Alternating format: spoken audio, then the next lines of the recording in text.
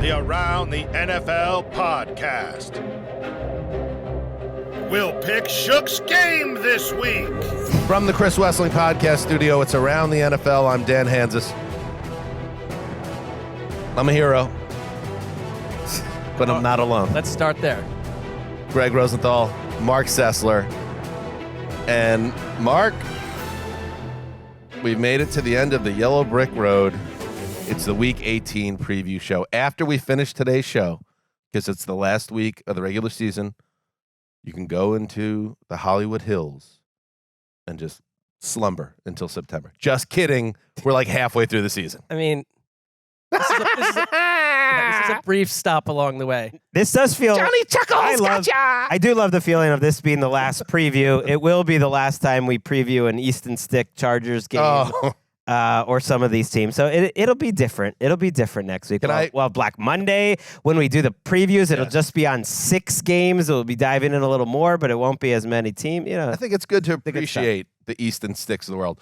The last time you'll ever hear Giff Smith's name. These are important things because these are people. But I would argue that, like, I normally want to get rid of a lot of these teams like in early November. Right. But the NFL finally got what they wanted because as of like a week plus ago, all but 4 teams were still essentially alive. I think the NFL has fought against itself on one level. I was thinking about this. You greedily add an extra week. Right. We'll edit out the greed. Well, you did. And it's like, had you gone with what always worked, where it ended last week, you would have had a slobber knocker of a week. Incredible amount of teams more alive than ever before. But this week, you've gone into... But they all would have been eliminated just a week before. It would have been the same thing. No, they would like still... No, I know what he's saying. He's saying more teams were alive. It would have been... It would have been tighter. I know, but they wouldn't have been alive because the season would have been ending early. It changes everything. This extra week, though, added a lot of garbage. Can I just say? That's always where Greg be is coming from, but like then we like the Bears would have been dead a week before. Everyone would have been dead a week before. We added an extra week just to get to another lineup of garbage. I don't think you can sell. I don't think you can fix. And the Super Bowl is like on Valentine's Day. The final week. It's like I'm saying, it's not overall like the argument is not now to go at a week. So for people to wonder 19. why I started the show with a joke to Mark that he was going to be able to rest in the Hollywood Hills, that's what's going on in his head at all times. But you know they're adding a week 19 soon. Sure. I do think that they should actually. I think it seems silly that they're doing an extra home or away game. But my attached note. It'll just be an extra bye week. I think only 12 quarterbacks have started every game. Yeah. So that's the argument against these extra weeks from a court. Now I'd say this year it's been charming. It's been charming. The backups have. I could tell. But the backups, a lot of them have been good stories. Like but the first 5 minutes of every show is complaining about how we have the job. No. I think it's also fair. You know what I'm not complaining about? Look at the league and say, like, hey, guys, like, let's be careful because if you go add 6 more teams and 8 more weeks, like, the NFL changes. I'm with you. I think the first thing they'll do is add a week, not a game. But that's just me. Like a bye week. Can I say, Mark, that you were making a lot of salient points there? Yeah. But then I lost your Paisley shirt today, which is great. Oh. You know, I like this one. Big Paisley, I call him. Got it from I call him Brad Paisley. Got it from the locker. locker. A handful of them. So you got the extra button down, so I get a little bit of the hair. But also I'm getting a little midriff from the bottom from this angle I'm on. What does that mean? It's almost like you're dressed like it's like a Drew Barrymore outfit from the Batman Forever premiere. I love it. I take the lowest button on the shirt and I unbutton it because it lays out nicer in the chair. But I'm seeing skin up top and down low. Well, you are. No, and I'm not complaining. And I don't want you to be, so I will move in a little. Anyways, Greg, sorry. I know we need to get to the sport. No, we don't. That was great, though. I want more of that. Here I am. More taco meat and whatever else is going on. I'm looking at Mark's bare torso, and Greg's arguing about how perfect the NFL is, and Mark's like going off the deep end about how terrible it is. And I'm just staring at man's skin. You know what? You have to self-scout. You have to be able to critique your own product. Right? Or do you just company man everything until the end of time and just you just hang around? That was what I felt like my role. I was self-scouting that. Madison, we're just going to start the show over. Spending the first 5 minutes complaining every show is probably not what I would want. All right, not what you'd want. Let's rein this in and get to what we need to get to because, as we know, this late in the season, final week of the regular season, there are no buys, a lot of games to talk about, and let's start on Saturday. The last Saturday of the regular season. Remember, there are playoff games played Saturday as well, so this is not the last of Saturday football. Let's start, though, on Sunday. How about that? I threw a little curveball to you because that's the game everybody wants to talk about. Greg Sunday and I have night. to recover from that curveball. Hang in there. I think we'll be all right. Sunday Night Football. It is the game of the week. It is the game to decide the AFC East. It is the 10-6 Buffalo Bills traveling to Miami to face the 11-5 Dolphins, and it is Miami. It is the Bills. And you know what? It tells you so much about this season with the Bills and this general idea of what the Bills are capable of. And there's been so many ups and downs to this season. It's been a topsy-turvy year up in Orchard Park. They're getting 3 points in this game. So at least the desert and the public feel like, despite all the ups and downs, despite the fact that the Bills haven't even played well the last couple of weeks, the fact that the Dolphins have a track record of bouncing back from disappointment, and hell, God knows they were disappointed after getting a 50-burger dropped on them by the Ravens. It is the host Dolphins that are an underdog in a game that decides the division. And as you said, Greg, for the Bills, it could be as high as the 2 seed and home field for the playoffs, except for, of course, if they meet the Ravens, or missing the playoffs altogether. So the stakes are very high. I can't think of another game like this that we've covered as a podcast with that much variance. It's not even they might get the 2 seed. They will get the 2 seed if they win, and they're likely to miss the playoffs if they lose. That's wild. Yeah. We kept looking at like a 10 wins probably gets you in the AFC. You probably don't need to get there in the NFC. Well, it turns out 9 wins gets you in the NFC. 10 might not be enough in the AFC because the Bills are at 10 wins, and if they lose this game and either the Steelers or the Jags, if they both win, then bye-bye Buffalo, which is crazy because it might be the end of an era. Like, is Stephon Diggs back on this team next year? What other kind of changes could possibly happen to this team? And I just wonder, like, which Josh Allen's going to be.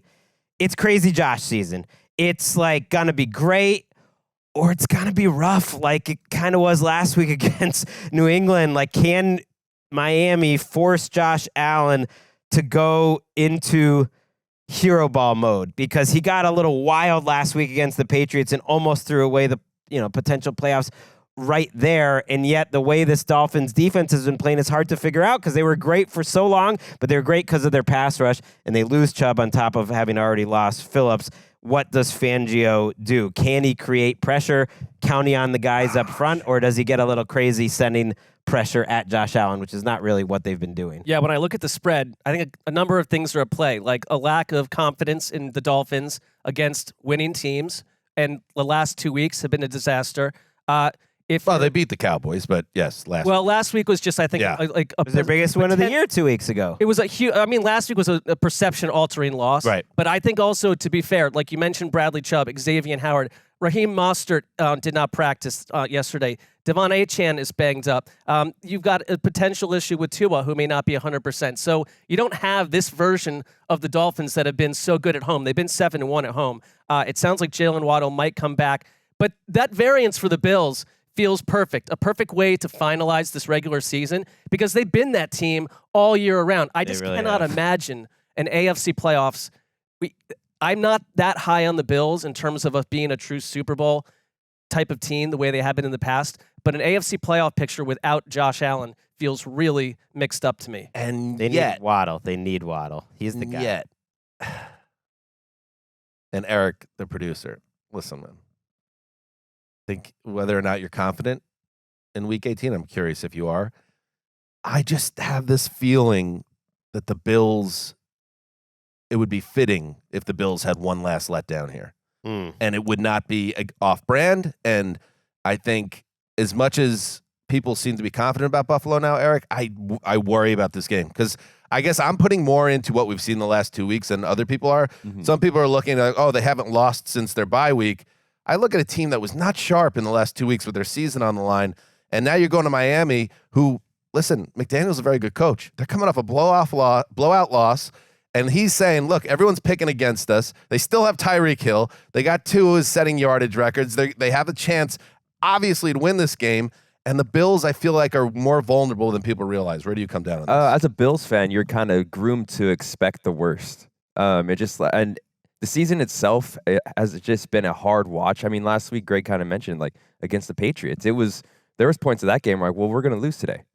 Right. And they lost to the Pats already this year. I mean, their best game of the season probably was that early season game against the Dolphins. I will give them that.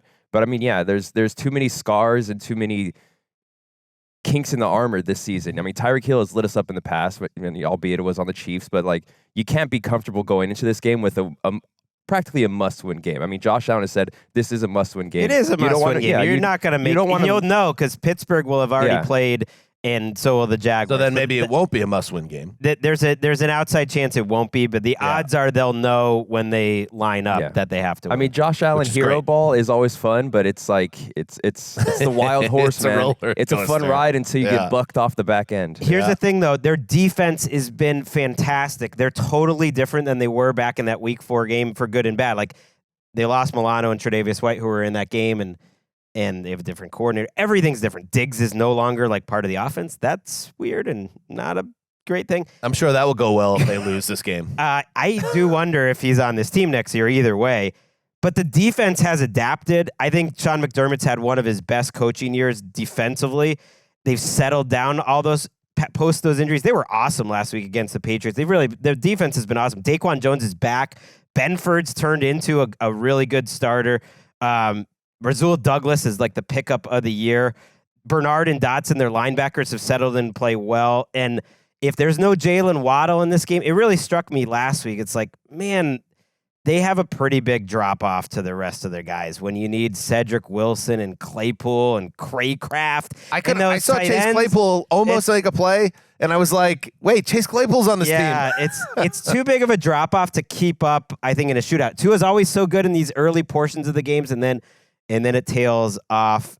I think it's going to be a close game. I'm with you that I'm not counting on the Bills, but I'm picking the Bills. It also matters like what version of Jalen Waddle, because he's dealing with an ankle. It sounds like he's got a chance to play. I mean, but that like as a wide receiver, it's the version. But does he make it through the game? Does Tyreek make it through the game? It's just a weekly thing with them and their linemen. Like everything with them has been really bad luck. And here's just the pure stats, because we have talked about it, and they did, because it wouldn't be fair to say look over the Cowboys win, because that was a great win where they hung with them and then made the big drive to take the game at the end. But Dolphins defense versus winning teams this season, last in points allowed, or 31st in points allowed, 35. Opposing completion percentage, 73.6. Passing yards per attempt, 9.4. That's dead last. Passing TDs, interception allowed, 16-1. Opposing passer rating, nearly 140. So when they play big boys, their defense no-shows, and the quarterbacks light them up. Will Josh Allen do it? He obviously has the ability to do it. Josh Allen is a superstar quarterback, but hot damn was he terrible the last time we saw him. So we'll see if he's in a slump or if that was just an aberration against the Pats. Uh-oh. To the Cincinnati Zoo. Hey, guys, we have a video weighing in on this particular matchup, and how these videos go. Maybe it's a couple big week for the Zoo after a tough loss. Yeah, Greg might want to listen to this one closely. Okay, I'm sure. Hello, heroes. I want to tell all your listeners out there what a coward Greg is. I texted him earlier today and said, hey, I have to pre-record these things, and I want to do a lock-off. You know what this guy wouldn't do? He wouldn't even tell me who he's locking. I told him he could have whatever favorite he wanted. No, he didn't. I was like, hey, I'll take the Dolphins without half their team. You can have the Bills. You've been hyping them up the last 8 weeks how they're going to win the Super Bowl or something. Man. This is crazy. Fair. Why don't you be a man, lock off against me? I'm taking the Dolphins. I have no idea if you're going to do it or not. You take the Bills, and we'll see what happens. You can't be that afraid of me. You're 4 games up with 5 to play? Get out of here. Do it, Greg. Be a man. All right, so love it. Great character work by Nick Also, Westland. It's such nonsense because he's all nice and doesn't say any of that stuff in the actual text. He's a showman. But let me say this. You didn't say I could take anyone. Let me say this. Nick, I know you know Greg well, but Greg, it's built into his personality that he will not do what he's told. That's like, it's intrinsic to Greg's entire being that he feels like being told what to do is somehow backing off from life or a challenge or makes him feel small. It's true. It's the opposite of cowardice. He's not. So by telling him he won't do it, and I know how annoying that is because it would make it a better show. and I hope that this is what happens. But I know Greg, and just because you told him to, he's not going to. And that's just, lesson learned, I hope. Well, Dan is trying to Jedi mind trick me by saying that I won't do it. So now he's superseded what Nick's trying to do. I see what you're doing there. What the heck? Let's go for it. I will lock up the Bills. Let's go. Sorry to the... Well, you believe in the Bills. I have. That's have. good. It's a I've good picked lock. them all Yeah. year. I've picked them all. I'd be nervous about it, Team on the but road, island game, inconsistent all year. did put up 48 points on the Dolphins. I am 4 up, so I would still have, plenty of wiggle room here if I were to lose this. But if I were to win it, the lock competition would be over before the playoffs, which would be as close as I think I'm going to get to ending the lock competition, which is what I'm trying to, which I've sort of done. There's a major here. race for second place, though. But nobody cares about second place. Well, you don't care. I mean, it's the race I don't think is Mark hot. cares. Maybe Nick does. Sessler. I don't want to be in last, which I am currently tied. Looking for at the last. standings, I'm 15-2. Wow. I mean, I would say it's 11-6. been a down season for some of us. Yeah, it has been, and Greg has made it no fun on any level. He stepped in poop this year. He's won 15 of 17. You got to respect it, and good job, Greg, because he did challenge you, and it's not the first time. That's not why I'm Every doing it. time though, he's challenged you. You've kind of shooed him away, and finally we have a lock off between 1 and 2. I'm excited, even more excited to watch the game now. Let's get to the other Saturday games now, starting with the Pittsburgh Steelers at the Baltimore Ravens. Here's the call on this one. Chris Fowler, Lou Riddick, Danny Orlovsky, Laura Rutledge on the sidelines. This is the Steelers getting 3.5. Steelers getting 3.5 in Baltimore. How is that possible? Here's how it's possible. Lamar Jackson's not playing, and John Harbaugh, as my mother would say, might be spitting in the sky on this one because they're going to do the same thing they did in 2019 when they were the top seed. They're going to rest their guys in the final week of the regular season. They're going to have, obviously, a bye for the first week of the regular season, then hope they hit the ground running in the playoffs. And obviously, for Mark, for all the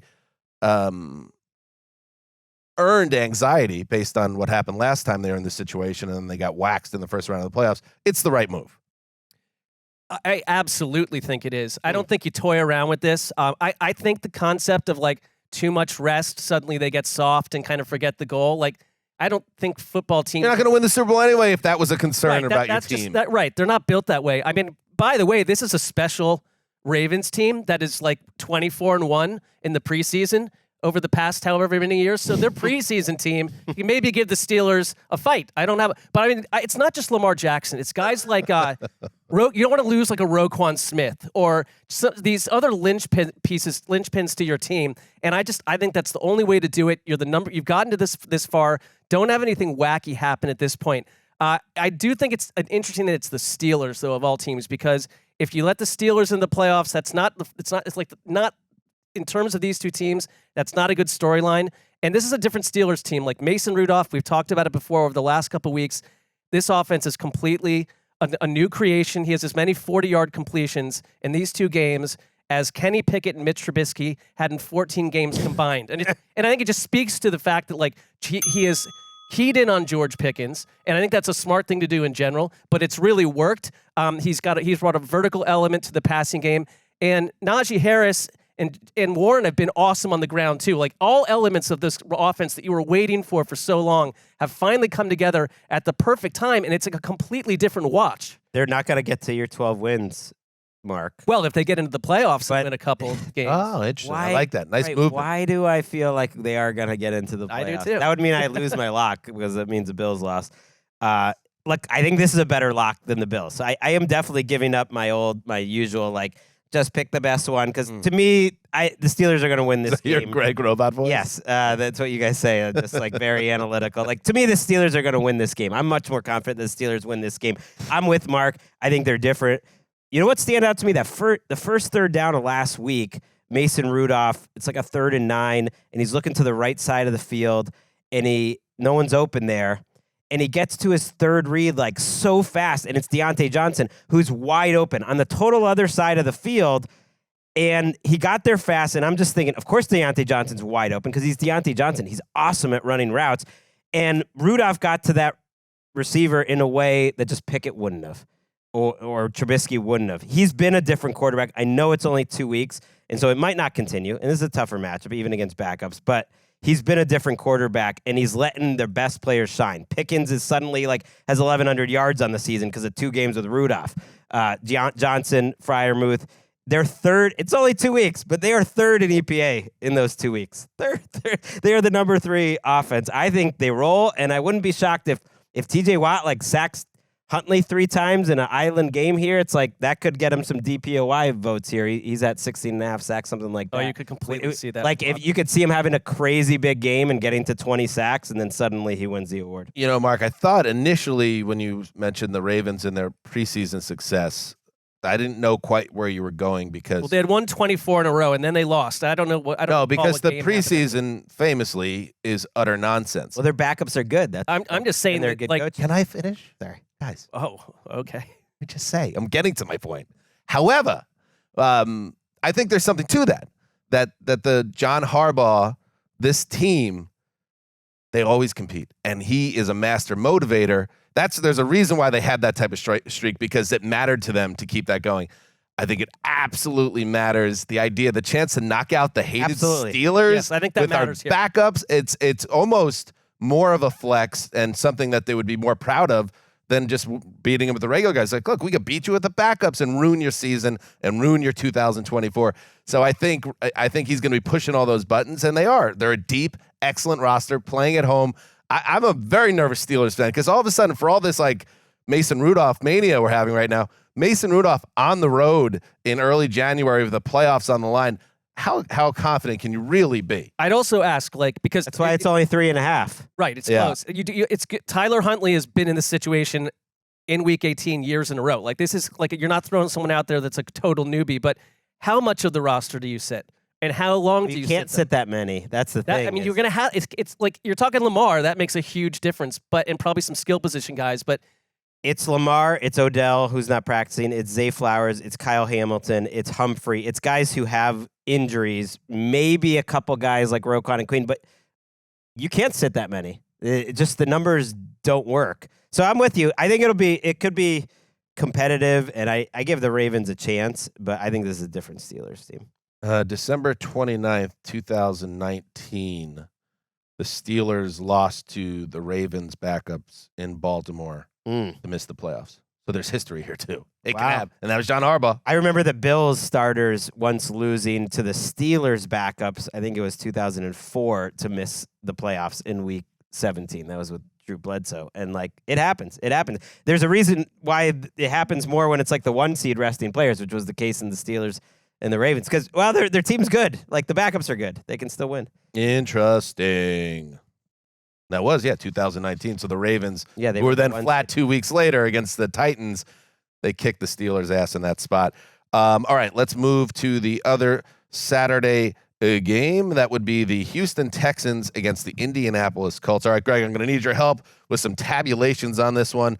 There are 3 teams that are 9-7 in the AFC South entering Week 18, the aforementioned Texans and Colts. Yes. The Jacksonville Jaguars. What happens when one of these teams wins on Saturday? Tell me who wins this division and how does it work? They're in the playoffs, which is exciting. And the loser is done, or are they still alive? The loser is not done. They'll have to wait, I believe, to find out. But the winner gets to wait till Sunday to find out if they win the division.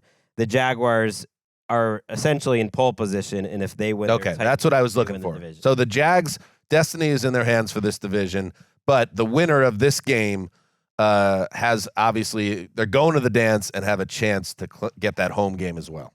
Yes, that's a lot. It's a lot at stake here. It's a playoff game. It's a playoff game. I like it. Who do we like in the game? Gardner Minshew and the Colts. Do we have, by the way, Minshew? I love this. Do we have the Minshew was playing the Raiders last week? Nice win. Minshew makes a big throw, touchdown pass. They beat the Raiders, keep their hopes alive. And, Max Crosby, this should not come as a surprise, a maniac on the field, keeps on calling him, sit down little boy. He kept on calling him a little boy, I believe. And here's Minshew on the sideline expressing he's almost puzzled and a little bit offended that Max Crosby doesn't respect his size. Dude, Max Crosby is so damn angry. Bro, he just... But like the thing is, like he's not really that angry. I know, right? He keeps calling everybody little ass boy. Hey, little ass boy. I'm like, I'm little out here, but not always, you know. That was from inside the NFL, by the way. They're good. He's a hard guy not to like, obviously, but he has a chance here in a year where he started out as the backup to Anthony Richardson, who goes down early, and he keeps the Colts relevant, and now.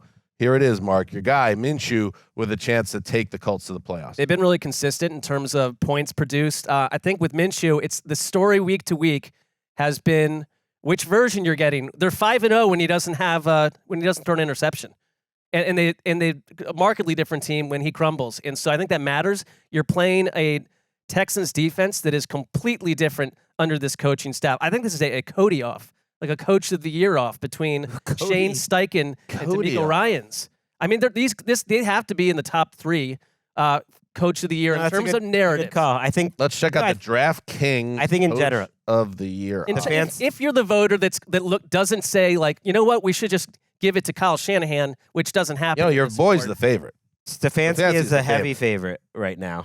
But Ryan's deserved. This is why you're not off though, Mark. So Stefanski a heavy favorite.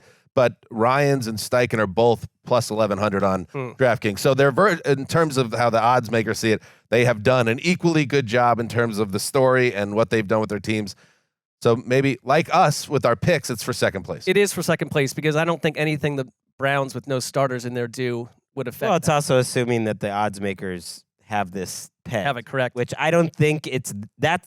That's a monster favorite, giving them almost no chance, and I don't agree with that. I think if the Texans win this game in exciting fashion, Ryans would have a chance. I think he should. I think he should because it's also his assistants, the way that C.J. Stroud's developed. The or one thing Steichen that's for on that matter. Either way, both of them. But one thing's on my radar, and it's a small sample size. But the numbers for Stroud post Tank Dell are pretty interesting. Like his yards per attempt dropped by like 2.5 yards almost. Yeah. His passer rating dropped by 12 points. It's not a big sample size. But it just reminds you that Tank Dell and him worked so well together and they were so dynamic.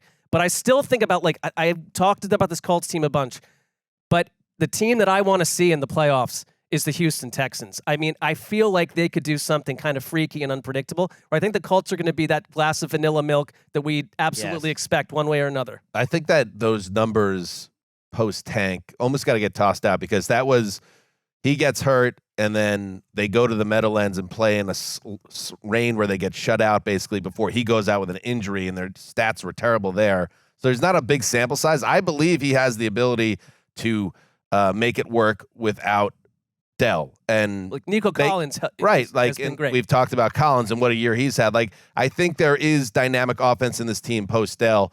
Maybe we see it here. I agree, and I was really curious to see how he looked last week after the injury because I think his season peaked in that Bengals game, one of the best games of the year. After that, I don't think he's played at like a top 5 QB level the whole season. I think, which is an enormously high bar for a rookie. I think he did play at that for like a month, and that month was November. And for the 5 games since, he was kind of back to where he was before that, which is like 10 to 12 area of quarterbacks in the NFL, which again is exceptional for a rookie. But looking at what he did last week, I thought he was very good. His feet look great. He was extremely accurate again. He was taking what the defense was giving him. I thought it was a really encouraging game for him to come back, and makes me feel good about picking them this week because I just think they have a little more. They've shown an ability on defense, and hopefully they get Grenard back this week. Will Anderson's also not practicing. Neither is Malik Collins. It's a little worrisome. But I'm guessing Collins and Anderson play.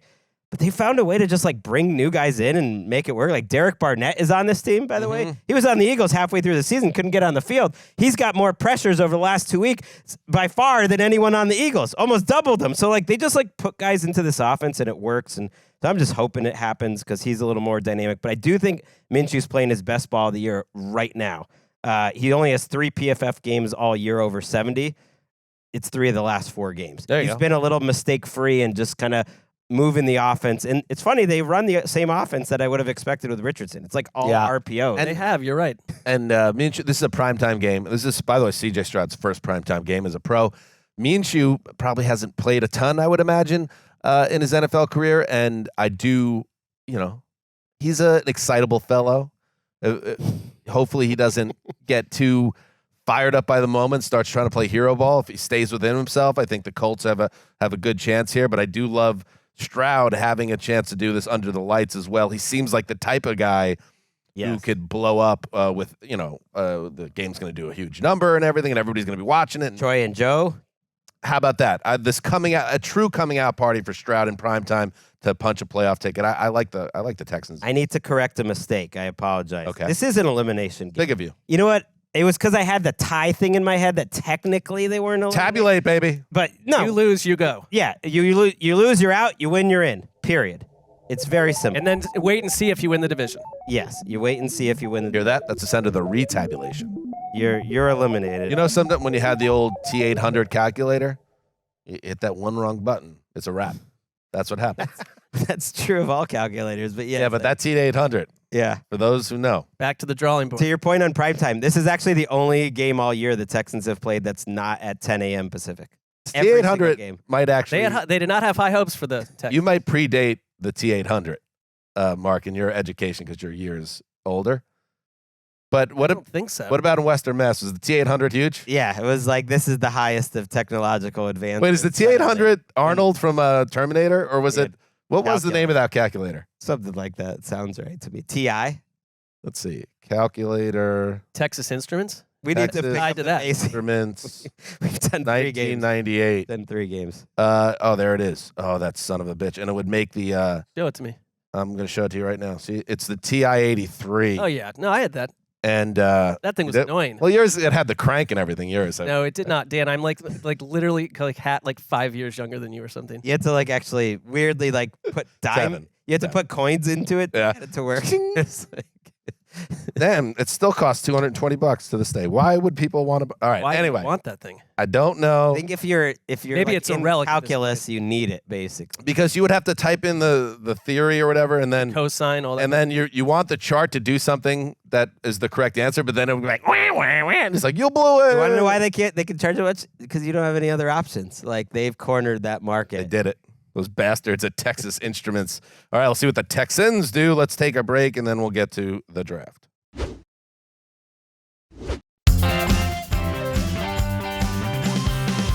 All right, welcome back to Around the NFL, the Week 18 By the way, preview. Yes, I fixed this button down here. I just throwing me off that you're looking at my midsection. this is why I guess is the word. our roots are puritanical, and you grew up in England and Connecticut, so it's just I think it's telling that you think that's fixing the problem. I want to see another button off. Well, no, I want more skin, that's for another not less. Time. That's for another time. We're not doing that during the show, the preview of Week 18, and it's not for another time. Beach body. All right, let's get to the draft. Let's start with the first overall pick presented by DraftKings. Marc Sessler, you are on the clock. 2 of the games we just talked about. There's a lot of ways to go here, but I'm going to go Jacksonville at Tennessee, which is kind of like part B of that Saturday night AFC South matchup. The Jacksonville Jaguars have been a real mess. I'm concerned about them in this game because, you still have Trevor Lawrence dealing with multiple injuries, but right now they're listing it as shoulder. He's practiced Wednesday on a limited basis. I don't know what kind of version we're going to get from him. They do have Christian Kirk back. He might be back. That would be I think his absence has really affected their offense a lot. Flip side, though, one of the reasons I want to watch this game is that there are a couple teams in the league that we know are going to, with coaching changes and other stuff, vastly look different a week or 2 from now. And I think this is the end of Ryan Tannehill. This is the end of Derrick Henry in Tennessee. It's very possible that DeAndre Hopkins is a very easy cut post June 1. He could be gone. And I really wonder if there's a chance that Mike Vrabel, there's whispers that Mike Vrabel could do the New England thing. He could do a couple of things. It's like Mike Vrabel in this Tennessee experience, it's like he's been really good, but their record in the regular season over the last 20 games has been abysmal. Unless you really believe in Will Levis, you don't have a quarterback. Could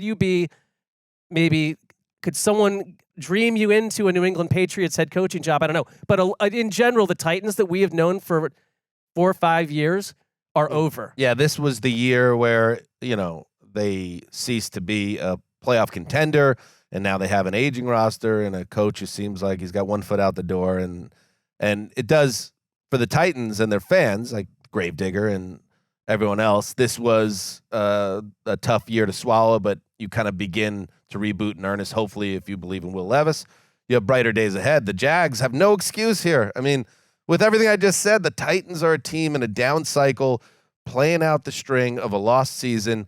And I know you're beat up at quarterback, but you're a team that had a division title last year. You won a huge playoff game with an epic comeback, gave the Chiefs a scare the next round. You cannot blow this game. It would be a massive setback for the organization.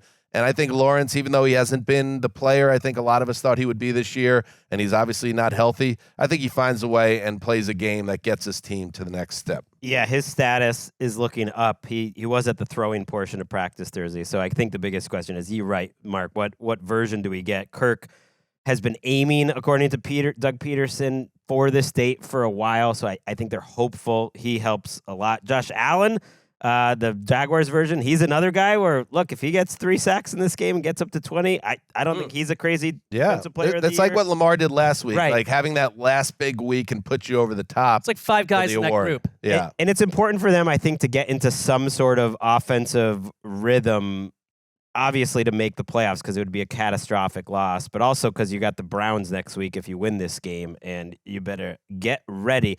I'm with you on Vrabel. I'm getting some mid-career Sean Payton vibes where, like, there's a lot of Vrabel chatter, and seems like that chatter to me is coming from Mike Vrabel. So that's interesting that maybe he's not. There's been reporting that he wasn't happy with the GM Rand Carthon that they gave him, that was kind of an arranged marriage, and he's a little antsy. They've lost a lot of close home games. They're usually very competitive. They almost beat the Seahawks a couple weeks ago. They almost beat the Colts home. They're just like always lose by 3. He sounded very edgy this week, asking why it's important for him to win this week. Because it sucks to lose, country.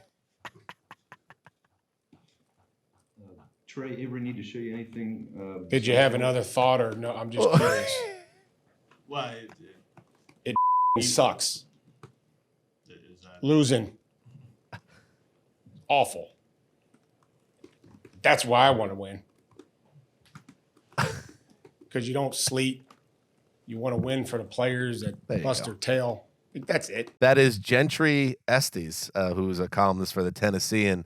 It's almost like when your mother would call you by your full name when you were in trouble as a child. When the reporter goes one of 2 ways. Yeah, right. It's either the reporter likes you and is having some fun, and he's like, yeah, Gentry, you know what I'm talking about. Or, because it sucks, Gentry. And it's like, uh-oh, Daniel, get over here. It's a thing. And then you get do you have anything else to add to that, like to the reporter? It's like, well, right. I like will laser shooting out of his eyes. There's a second part to that whole answer. And the one thing I could see going through Mike Vrabel's mind was, I was a little harsh on this guy. And so he starts to ease up and get a little more philosophical. Yeah, another question was asked, and he went back to Gentry. But it was a good job by Gentry, because he picked up on something Vrabel said, how important it was to win, and then just quickly asked the follow-up, why is it important? He knew he was going to get something good there. Have you ever met a person named Gentry before?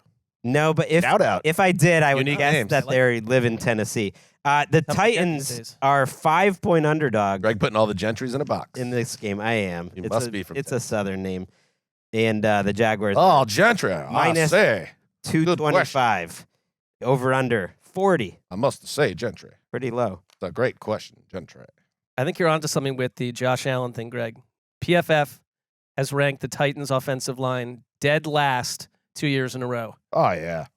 That tells you a lot why that offense is hard to watch. I like the Jaguars to get it done. I do too, but if Lawrence is more hurt than we even know and he doesn't play, all bets are off. All right, Greg. I am so excited. To me, there was a clear number one in this draft. A shot right at it. Because I knew you said you wanted it, and I'm happy to give it to you. That's very nice. Give me a break here. Look. It's very nice. Give me a break. It's Bears. It's Packers. Right Packers. between Sessler's forehead. Favored by 3. Boom. Stupid. Minus 162. It's Nance. It's Romo on Bears Packers. Great. Give it to me. It's got to be the pick. 425. I think it's because I love watching Jordan Love play right now, and I've really enjoyed watching Justin Fields and the growth of this Bears team. I believe that this is a big Bears win here. Not like they win by a lot, but I think they're going to win this game. I considered locking this up, so I'm actually glad Nick stepped in. A big Bears win. I just think they'll win.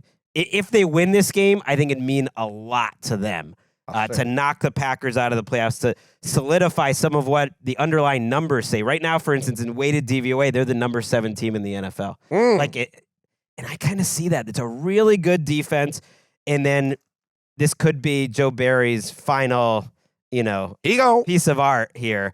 Let Justin Fields, who's throwing the ball as well as he ever has, go up and down the field. And Anti-art. And the defense makes just enough plays. I think this defense is really playing well and can at least slow down the Packers, although the Packers are getting healthier. All their receivers, Watson, Wicks, Reed, all back at practice, which is a big deal for them.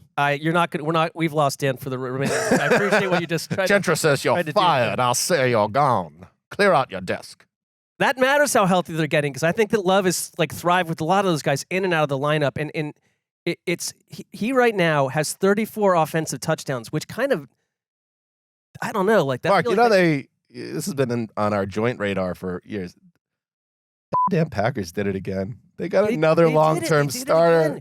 He's only 3. You got to credit him. That's incredible. 2 other quarterbacks have more offensive touchdowns than him this year. Josh Allen and Jalen Hurts. He has been, on balance, a revelation. They got killed for that pick. Yes. I always defended it. I always said the process isn't crazy. We'll have to see. I was going to give the credit to Jordan Love and the Packers, but we must give it where it truly belongs. Greg. Well, we argue. What's the point of having all these arguments 4 years ago if we can't remember them? No, they really did. They held the fort. They waited out the Rodgers melodrama. Even when Love wasn't lighting it up when he got a chance to play, they never moved off the plan. And hot damn, he is a player. He's got 30 touchdown passes and 34 total, as you said, Mark. And I see a guy that might be scratching the surface here and could become a true star in the league. But I like what you're saying too about the Bears. I think that, and I saw our buddy Rank, big Bears fan, down in the dressing room before we came up today. So did I. I must have just missed you. Love catching. He was up with actually Rank. he was getting dressed in clothing. Unlike people just walk in there and just walk around. Yeah. He was actually going through the process Who of goes in there and just walks around? Well, no, just there's a lot of just jabbering, but he was doing what you'd actually do. Getting dressed in the dressing room. Good for him. And I reminisced with Rank about, I was on his Bears podcast in the offseason, and we were talking about all the optimism around that team and the idea of keeping Fields and trading the number 1 pick and building around him. And a year later, we're kind of having the same conversation where there's optimism around the Bears and there's this idea, do you keep Fields and trade the number 1 overall pick to build more around him? And I've been very loud and boisterous on this pod the last few weeks about keeping Fields. And we talked about it, Greg, on our last show, that this game really does matter, because I almost feel that it would cement it. It would cement it if he lights up Green Bay here. And he can against that Green Bay defense. It's all set up for him.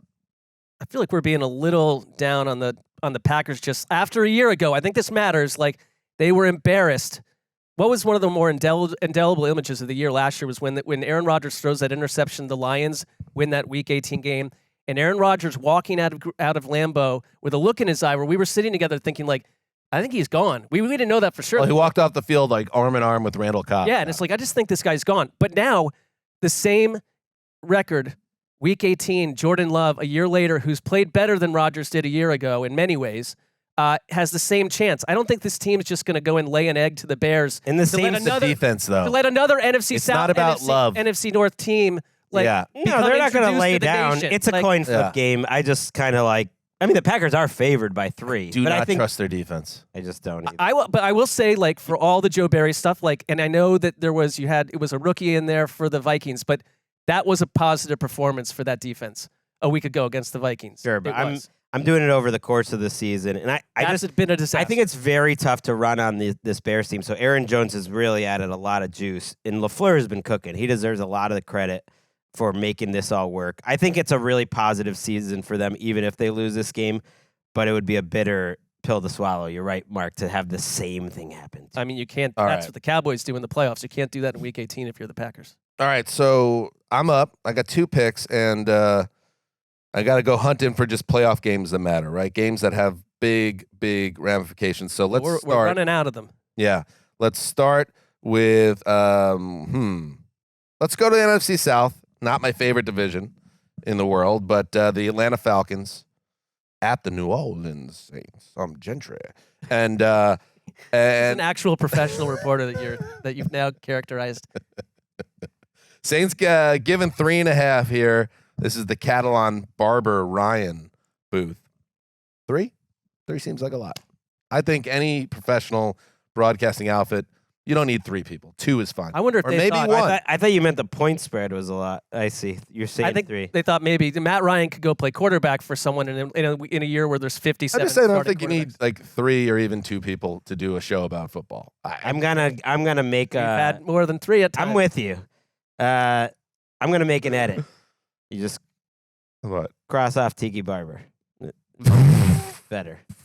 How come every time I have any criticism of someone in the booth, you're like, oh, that's not right. You clutch your pearls, but now Tiki takes an arrow between the eyes. Like I've Sessler. watched this group a lot, and that's my opinion. But God forbid I say something bad about Jonathan Vilma. You're like, oh God, because I like Jonathan Vilma. It's just it's personal preference. All right, but I think Matt Ryan's very solid, and Tiki's always been good. Shooting from the hip stuff. Make it sound like he didn't. And Tiki sounds like a guy that's on WFAN. Right, he sounds like a guy who does a New York radio show 5 days a week and is not totally on the rest of the league. I don't mind that as someone that grew up listening to that. But what you're saying too, sometimes it's like you were pointing to the same person to be taken out of the booth too, right? No, who you. Who, Tiki? Yeah, yeah, get Tiki out of here. All right, so but because of what? Well, I'm saying I don't. I'll let you know if I don't like somebody in the booth. For some reason with Gregg, it's only Tiki. Right. Oh, a New York Giant, 42-47, 46. Was he there for those? I don't think he was for either, actually.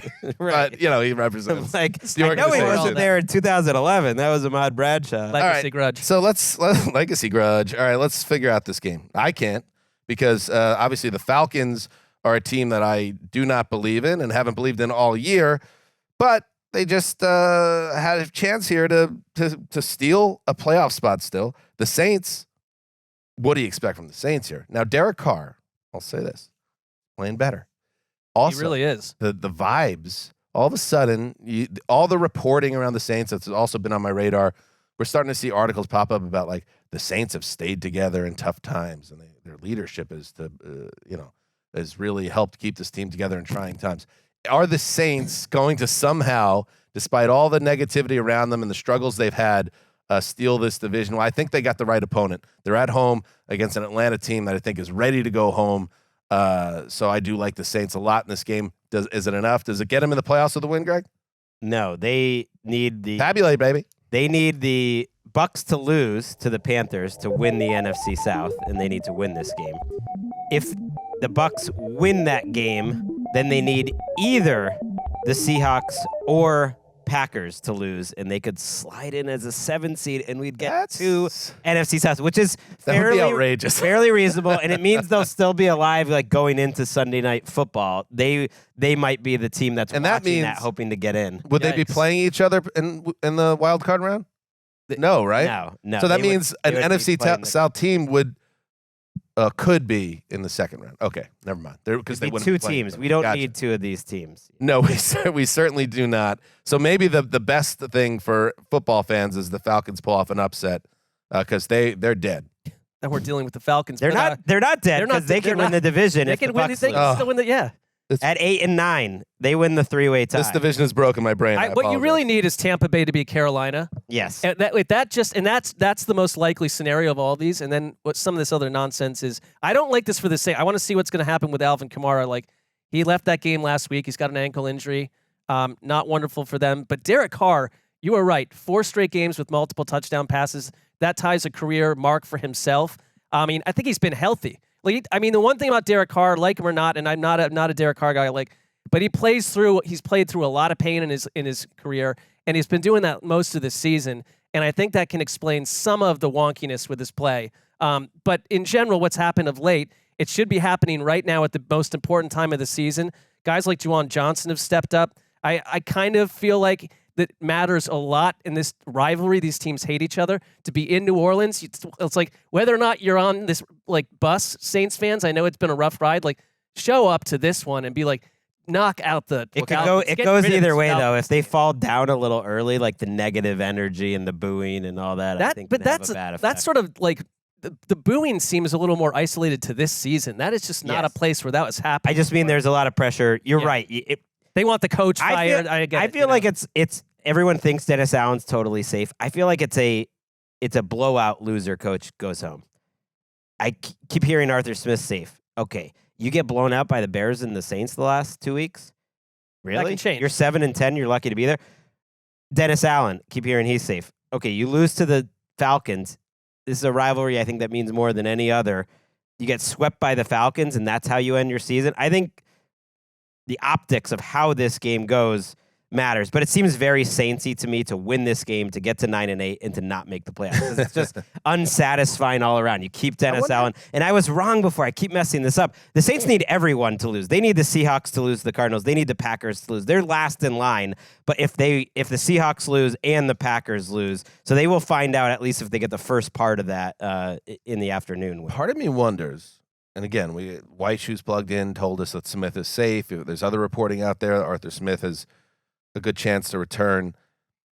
Is there something we don't know about this? Is there something, let's say, I'll just throw out a hypothetical. Arthur Smith did have reservations about Desmond Ridder, and it was kind of like, we want you to give it a try with him, and if it doesn't work out, we promise you. Like, is there something else to the story that we don't know? Because based on just what we know, 3 seasons of essentially failure and no real growth should get a coach gone almost 100% of the time. Why would he be an outlier? The 2 things I could point to is I think Arthur Blank's pretty patient. And secondly, when we were at the Super Bowl a year ago, Arthur Blank was not far from us giving an interview. And what happened during some of that interview was he was so strongly in support of Desmond Ridder. Like no questions asked. Like, we believe in this guy so much. And so I wonder if some of that is at play. But Arthur Smith, it's been a disappointment. Like, it hasn't been a complete and utter disaster. It hasn't been like a public embarrassment. This season, I agree, but this season's been close to it. Like, after all that Ridder sticking with him, Heineke is not healthy this week. He's not practicing really, and yet they're like holding out hope. So now it's gone from like, we're going to keep playing Ridder to like, we hope we can get 60% Heineke to run back out there. And what's been embarrassing, I think, for Smith is they can't run the ball, like not consistently. And this is a team, the Saints, that you can run against. They ran for 228. I remember that game last time because they were both coming out of the bye, and I thought it would be very telling. Who comes out of the bye better? And the Falcons ran all over them, and I thought, ooh, the Falcons are back. And that was like the last time they looked like that, where they could run the ball so well. So to me, they should be able to run in this game. Maybe it is an upset. We shall see. And Alvin Kamara, as Mark mentioned, he went down with that ankle. I don't know how high up on the ankle is this sprain. They don't tell us. Not spotted in practice on Wednesday. I just did a quick search to see if we have any updates so far on Thursday. I don't see anything yet. But he has been good for them this year, and Carr, I think, needs a healthy Kamara to keep that offense. Minus 170 money line, by the way. Here we go. Getting that in there. Like it. I will go with the snake picks. So another game that has playoff ramifications, even if it isn't necessarily competitive potentially, but you never know with the Dallas Cowboys. Cowboys at Commanders. 11-5, Dallas coming off that dramatic, controversial win over the Lions, 20-19, all the 2-point business. But I think it did overshadow that I thought the Cowboys played a good game in a big spot against a very good Lions team. I don't want to wipe away that effort, and I don't want to wipe away that Dak is playing his best football in crucible moments down the stretch, and the Commanders are a bottom 5 team in the NFL, maybe a bottom 3 team in the NFL right now. You could argue they have the worst defense in the NFL, the worst pass defense in the NFL. The game is in Washington, where the Cowboys, anywhere away from Jerry World, they're simply not the same team. They've been a 500 team this season, maybe even sub 500 actually. When I look at they're 11-5 and undefeated at home, right? So here we go. I mean, there are no excuses, Mark. You absolutely need to hammer the Commanders and win the NFC East. Anything less would be a disaster. The idea of not winning this game and then going to the playoffs and going on the road just would be a disgusting idea for the Cowboys and their fans. Hammer the Commanders, steal this division from the Eagles, and you go into the playoffs hosting a home game and feeling like this year's different. This was the game a year ago where we were introduced to Sam Howell, who will be starting after some back and forth last week with Jacoby Brissett, unable to go. Howell came in, not too bad out of the gate, a disaster down the stretch. He's been sacked a league high 61 times, the most interceptions in the league.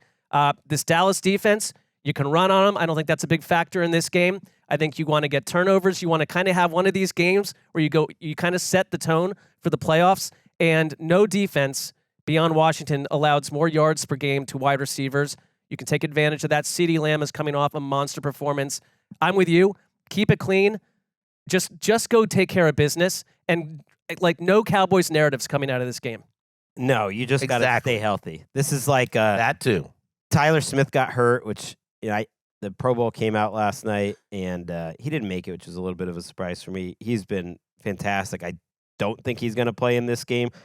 Look, this is something where they should be cognizant of. Let's get it to, not like they're going to give a pregame speech talking about it, but it'd be nice if they got it to 40-7 and could just rest their starters in the fourth quarter and start looking ahead. You never know what kind of week you're going to have. You might be playing on that Saturday. Mm-hmm. It might be a short week for you. And although would they stick the Cowboys on a Saturday? Maybe Saturday night. There's no reason to think Saturday night that Washington is going to be competitive. It's sad for Jacoby Brissett that he got hurt in practice last week, because otherwise he would be starting this game. And this is the end of an era. Ron Rivera is definitely going to be out the door. So the last game for Ron, and maybe the last game as a head coach in the NFL, period. We talked about Defensive Player of the Year being wide open here. Micah Parsons, another guy.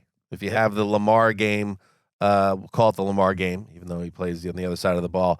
He has 13 sacks entering this game. If he goes off for 3 in this game, all of a sudden his resume looks that much better. And I want to correct a wrong, especially because in a lot of ways you could look at his success this year going back to this podcast and certain comments made by Zuzzer. CeeDee Lamb was unbelievable in that Lions game. Completely uncoverable. Every time they needed a big play, CeeDee Lamb made a huge play. And he is having quietly a historically great season at the position. Have we heard anything about him for Offensive Player of the Year? We haven't heard a thing. I think Tyreek Hill kind of took that narrative for so long. It's hard to say that he's been better than Tyreek Hill, so he's just getting boxed out. Here's some just data points from our research team. Numbers aren't too far. He needs 1 catch in Week 18 to join the top 10 of the most receptions in a season in NFL history. He's got 122 catches. He needs 72 yards, which he's going to get probably by the end of the first quarter in this game, to join the top 10 of the most receiving yards in a season in NFL history. His season average this year, and by the way, I understand there's an extra week played, and you factor that in, but this is different. He has averaged 103 yards per game this year. And if you want to even look closer at the numbers, you go from about the mid-season point, maybe around week 7. I would say he's probably about 120 a game, scoring literally, maybe with the exception of 1 week. He scores every week and sometimes multiple times a week. And I think he's not going to win Offensive Player of the Year, but he certainly deserves to be in the conversation, because when he came into the league for the Cowboys, there was huge expectations, and he was immediately very good. And then he kind of got a little bit better, and then he got a little bit. But this is the year where he fully realized that number 88 potential, and they have a superstar top 3 wide receiver in the league, in my opinion. Yeah, like Detroit had no answers for him. Like when you watch the Ravens offense, it's like teams don't know what they're doing to stop the Ravens, but like CeeDee Lamb put that same kind of magic on the Lions last week. And I think it helps when you've got like Dak Prescott and Lamb connecting the way they do. Like the one throw, the 90-plus yard touchdown for CeeDee Lamb was one of Dak Prescott's greatest throws of all time.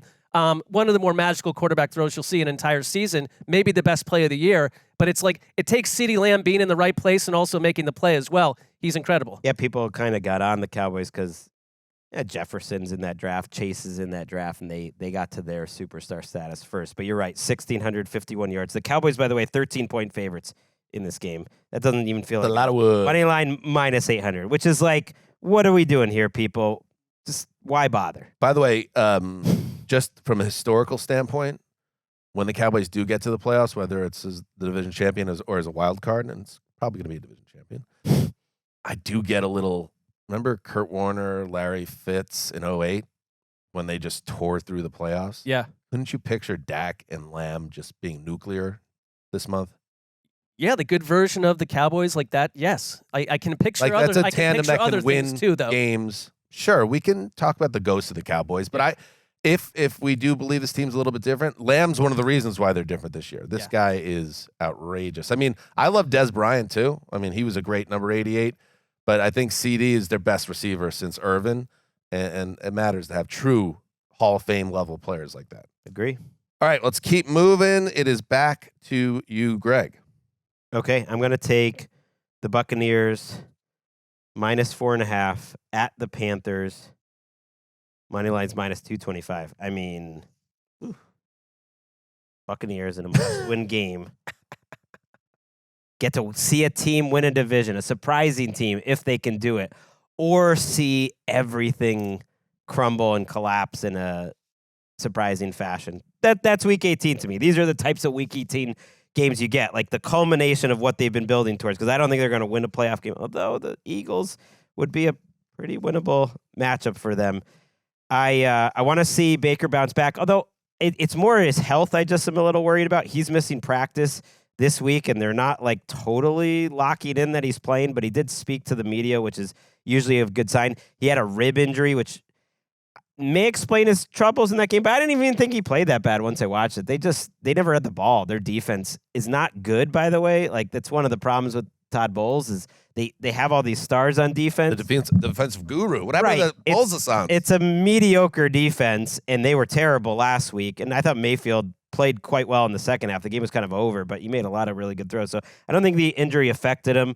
I think they will be chastened from that experience. They also will know that the Panthers gave them a hard time just a few weeks ago in Tampa and did not take it too lightly, whereas the Panthers are just playing out the string there and coming off one of the most depressing games of the entire season, getting shut out 26-0 to the C.J. Beathard Jaguars. And that's why, for the first time in a while, despite having a sterling record this week, I do forecast a little rain here coming in Carolina. I think the Bucs blow this team out. I was going to lock it up, but I'm giving Nick a little late Christmas present by going for the Bills. The Buccaneers roll Baker with 4 touchdowns.